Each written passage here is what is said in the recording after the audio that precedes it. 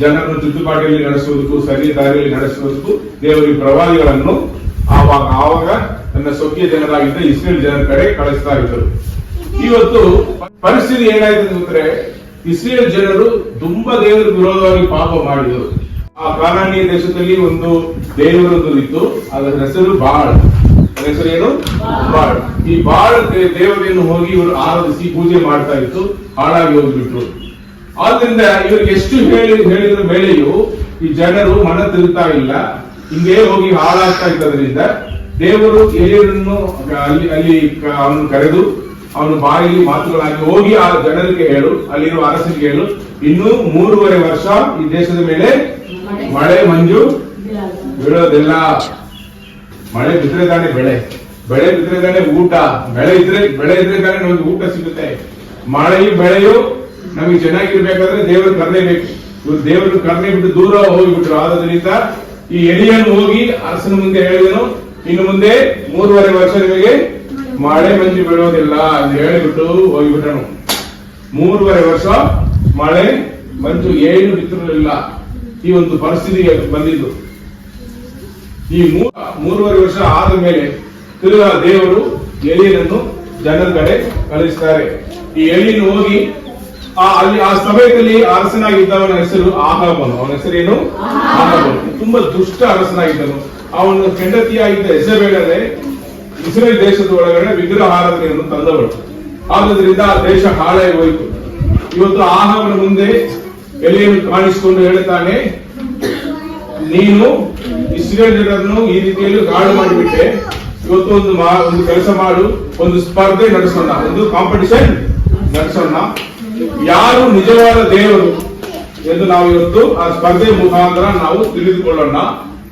ನಿಜವಾದ ದೇವರು ಯಾರನ್ನು ತಿಳಿದುಕೊಂಡ ಮೇಲೆ ನಾವು ನಿಜವಾದ ದೇವರನ್ನು ಹಿಂಬಾಲಿಸೋಣ. ನಿನ್ನ ದೇವರು ನಿಜವಾದ ದೇವರಾದ್ರೆ ನಿನ್ನ ದೇವರನ್ನು ನಾವು ಹಿಂಬಾಲಿಸ್ತೇವೆ. ನಮ್ಮ ದೇವರಾಗಿರುವ ಯೆಹೋವನು ನಿಜವಾದ ದೇವರಾದ್ರೆ ನಾವು ನೀವೆಲ್ಲರೂ ಯೆಹೋವ ದೇವರನ್ನು ಹಿಂಬಾಲಿಸಬೇಕು. ಒಂದು ಸ್ಪರ್ಧೆಯನ್ನು ನಾವು ನಡೆಸೋಣ. ಎಲ್ಲರೂ ಕರ್ಮೇಲ್ ಬೆಟ್ಟದ ಮೇಲೆ ಬರಬೇಕು. ಎಲ್ಲರೂ ಕರ್ಮೇಲ್ ಬೆಟ್ಟದ ಮೇಲೆ ಬರಬೇಕು ಎಂದು ಎಲ್ಲರನ್ನು ಕರೆದನು. ಇವತ್ತು ಅವನ ಕಡೆಯಿಂದ ಬಾಳನ ಎಲ್ಲ ಪೂಜಾರಿಗಳು 850 ಪೂಜಾರಿಗಳು ಅಲ್ಲಿ ಬಂದಿದ್ದಾರೆ. ಆಮೇಲೆ ಇಲ್ಲಿ ಯೆಹೋವನ ಕಡೆ ಯಾರು? ಎಲಿಯನು ಒಬ್ಬನೇ. ಅಲ್ಲಿ ಅವ್ನು ಹೇಳ್ತಾನೆ, ಅಲ್ಲಿ ಆ ಕಾಲದಲ್ಲಿ ಆರಾಧನೆ, ಈ ಕಾಲದಲ್ಲಿ ನಾವು ಬಾಯಿಂದ ಮನಸ್ಸಿಂದ ಆರಾಧಿಸ್ತೇವೆ. ಆ ಕಾಲದಲ್ಲಿ ಆರಾಧನೆ ಹೆಂಗೆ ಅಂತಂದ್ರೆ ಒಂದು ಯಜ್ಞವೇದಿಯನ್ನು ಕಟ್ಟಿ ಬಲಿಪೀಠ ಕಟ್ಟಿ ಅದ ಮೇಲೆ ಬಲಿಗಳನ್ನು ಅರ್ಪಿಸಿದರು. ಈ ಬಲಿಗಳನ್ನು ಅರ್ಪಿಸಿ ದೇವರನ್ನು ಆರಾಧಿಸಿದರು. ಆ ಕಾಲದಲ್ಲಿ ಆ ಬಲಿಗಳನ್ನು ಅರ್ಪಿಸುವಾಗ ಆಕಾಶದಿಂದ ಬೆಂಕಿ ಇಳಿದು ಬಂದು ಆ ಬಲಿಯನ್ನು ಏನ್ ಮಾಡುತ್ತದೆ? ದಗಿಸಿ ಬಿಡುತ್ತೆ. ಅದೇ ಆರಾಧನೆಗೆ ಸಿಗುವ, ಪ್ರಾರ್ಥನೆಗೆ ಸಿಗುವ ಉತ್ತರವಾಗಿತ್ತು. ಅವನು ಹೇಳ್ತಾನೆ, ಇವತ್ತು ನಾವು ಬಲಿ ಕೊಡ್ತೇವೆ, ನೀವು ಬಲಿ ಕೊಡುತ್ತೇವೆ. ಯಾರು ಮಾಡುವ ಪ್ರಾರ್ಥನೆಯನ್ನು ಕೇಳಿ ಆಕಾಶದಿಂದ ಬೆಂಕಿಯನ್ನು ಕಳುಹಿಸಿ ಈ ಬಲಿಯನ್ನು ದಗಿಸಿ ಅದನ್ನು ಸ್ವೀಕರಿಸುತ್ತಾರೋ, ಪ್ರಾರ್ಥನೆಗೆ ಕಿವಿಗೊಡುವ ದೇವರೇ ನಿಜವಾದ ದೇವರು. ಎಲ್ಲರೂ ಹೇಳಿ, ಪ್ರಾರ್ಥನೆಗೆ ಕಿವಿಗೊಡುವ ದೇವರೇ ನಿಜವಾದ ದೇವರು. ಪ್ರಾರ್ಥನೆಗೆ ಕಿವಿಗೊಡಬೇಕು, ಪ್ರಾರ್ಥನೆಗೆ ಉತ್ತರ ಕೊಡಬೇಕು. ಪ್ರಾರ್ಥನೆಗೆ ಕಿವಿಗೊಟ್ಟು ಉತ್ತರ ಕೊಡುವ ದೇವರೇ ನಿಜವಾದ ದೇವರು. ಸ್ಪರ್ಧೆಯನ್ನು ಸ್ಟಾರ್ಟ್ ಮಾಡಿ ಹೇಳಿ, ನೀವು ಮೊದಲು ಆರಾಧನೆಗೆ ಬೇಕಾದ ಎಲ್ಲವನ್ನು ತಂದು ನೀವು ಬಲಿ ಕೊಡಿ ಹೇಳಿಕೊಟ್ಟನು. ಅವರು ಎಲ್ಲರೂ ಒಂದು ಹೋರಿಯನ್ನು ತಂದು ಹೋರಿಯನ್ನು ಚೆನ್ನಾಗಿ ಕೊಯ್ದು ಬಲಿ ಬಿಡದ ಮೇಲೆ ಅವರು ಅರ್ಪಿಸಿ ಅವರು ಮುಂಚಾಣೆ ನಿಂತ ಅವರು ಕರೀತಾ ಇದ್ದರು, ಬಾಳೆ ಬಾ, ಬಂದು ಸಹಾಯ ಮಾಡು, ಈ ಬೆಂಕಿಯನ್ನು ಕಳುಹಿಸು. ಮಧ್ಯಾಹ್ನ ಆಯಿತು. ಇನ್ನು ಘೋರವಾಗಿ ಶರೀರವೆಲ್ಲ ಗಾಯ ಮಾಡಿಕೊಂಡು ಆಡಿದರು. ಬಾ ಬಾ ಬಾ ಬಾ ಬಂದು ಇಳಿದು ಬಾ. ಏನು ಶಬ್ದ ಇಲ್ಲ. ಏನು ಅವರು ನೋಡಿ ನಗಾಡಿದನು. ನಿಮ್ಮ ಬಾಳೆ ಎಲ್ಲೇ ದೂರ ಹೋಗಿದ್ದಾನೆ, ಎಲ್ಲೋ ಮಲಗಿರ್ತಾನೆ, ಎಲ್ಲೋ ಕೆಲಸದ ಮೇಲೆ ಹೋಗಿದ್ದಾನೆ. ಹಂಗೆ ಅವ್ರು ನೋಡಿ ನಗಾಡಿದನು. ಆದರೂ ಬಂದಿಲ್ಲ. ಸಂಜೆ ಸಮಯ ಆಯಿತು. ಎಲ್ಲಿ ಹೇಳಿದನು, ನೀವೆಲ್ಲ ದೂರ ಹೋಗಿರಿ, ಇವತ್ತು ನಾನು ಬಲಿ ಬಿಡುತ್ತಿದ್ದೇನೆ ಅಂತ ಹೇಳಿ ಅಲ್ಲಿ ಇದ್ದ ಯೆಹೋವನ ಬಲಿಬಿಡ. ಯಾವುದು ಬಲಿಬಿಡ? ಯೆಹೋವನ ಯಜ್ಞವೇದಿಯನ್ನು ಅದು ಕಾಳಾಗಿತ್ತು. ಅದನ್ನು ಏನ್ ಮಾಡಿದನು? ತಿರ್ಗಾ ಕಟ್ಟಿಸಿದನು ಚೆನ್ನಾಗಿ. ಅದ್ಮೇಲೆ ಬಲಿಯನ್ನು ಅವನು ಅರ್ಪಿಸಿದನು. ಬಲಿಯನ್ನು ಅರ್ಪಿಸಿ ನೀರು ಹಾಕಿದನು. ಏನ್ ಹಾಕಿದನು? ಸರಿ, ನೀರು ಹಾಕಿದ್ರೆ ಬೆಂಕಿ ಹಚ್ಚ ನೀರು ಹಾಕಿದರೆ ನೀವು ಒಂದು ಬಲಿಯನ್ನು ಹಾಕಿ ಅದ್ರ ಮೇಲೆ ಬೆಂಕಿ ಬೆಟ್ಟ ತಗೊಂಡು ನೀವು ಬೆಂಕಿ ಹಾಕಿದರೆ ಅದು ಬರ್ತದ ಸಾಧ್ಯತೆ ಇದೆಯಾ? ಇಲ್ಲ.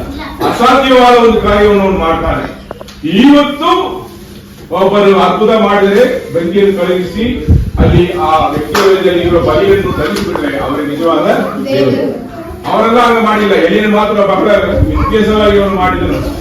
ಇವತ್ತು ಅವನು ಬಲಿಯನ್ನು ಅರ್ಪಿಸಿ ಅದ ಮೇಲೆ ನೀರು ಹಾಕಿದ ಮೇಲೆ ಅವನು ಪ್ರಾರ್ಥನೆ ಮಾಡ್ತಾನೆ, ಯೆಹೋವ ದೇವರೇ, ನೀರೊಬ್ಬರೇ ನಿಜವಾದ ದೇವರು, ನಾನು ನಿಮ್ಮ ಸೇವಕನು, ನೀವು ನನ್ನ ಪ್ರಾರ್ಥನೆಗೆ ಕಿವಿ ಕೊಡಿ, ಇಲ್ಲಿರುವ ಜನರಿಗೆಲ್ಲ ಗೊತ್ತಾಗಲಿ ನೀವೇ ನಿಜವಾದ ದೇವರು ಎಂದು ಕೂಗಿದನು. ಅವನು ಪ್ರಾರ್ಥನೆ ಮಾಡುವಾಗ ಆಕಾಶದಿಂದ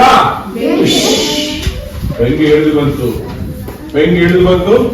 ಆ ಬಲಿ ಮಾಡಿದ ಬಲಿಯನ್ನು ಎಲ್ಲ ದಗಿಸಿಬಿಟ್ಟು ಅಲ್ಲಿ ನೀರೆಲ್ಲವನ್ನು ಹರಿದು ಬಿಟ್ಟು ಎಲ್ಲ ಎಲ್ಲ ಒಣಗಿಬಿಟ್ಟು ಆ ರೀತಿಯಲ್ಲಿ ದೊಡ್ಡ ಅದ್ಭುತವನ್ನು ಮಾಡಿದರು. ಅಲ್ಲಿದ್ದ ಜನರೆಲ್ಲ ಅಡ್ಡ ಬಿದ್ದು ನಮಸ್ಕರಿಸಿದರು. ಏನು ಹೇಳಿದರು?